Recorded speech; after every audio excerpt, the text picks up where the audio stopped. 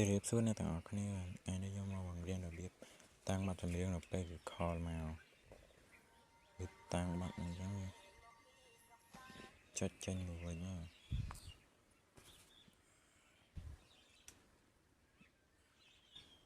ដំបូងយើងចូលទៅកម្មវិធីនេះទូរស័ព្ទណាក៏មានដែរកម្មវិធីហ្នឹងដើរបទចម្រៀងសិនដូចចង់យកបទនេះចឹងណាខ្ញុំចង់យកបទហ្នឹងអញ្ចឹងគាត់យើងចុចអាត្រេក3ហ្នឹងមកចុចអក្សរលើនេះបាទ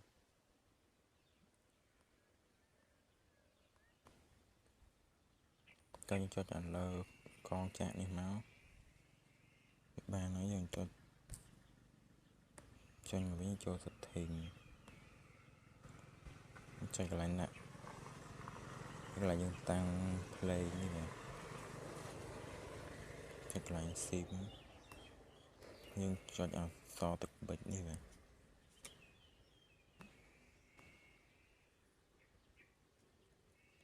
អ្នកដារមកបទចម្រៀងមិញសិន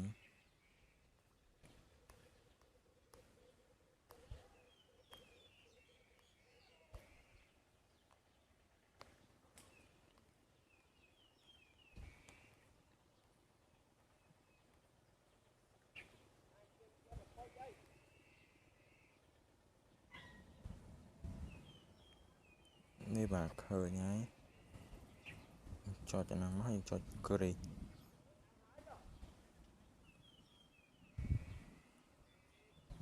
ដើររមមើលសិនបាទឃើញហើយ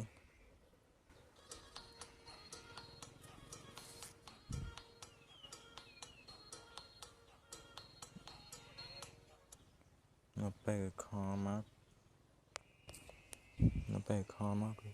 លើបាត់ចម្រៀងហ្នឹងហើយបាទមានតែប៉ុណ្្នឹងទេបាទសូមអរគុណ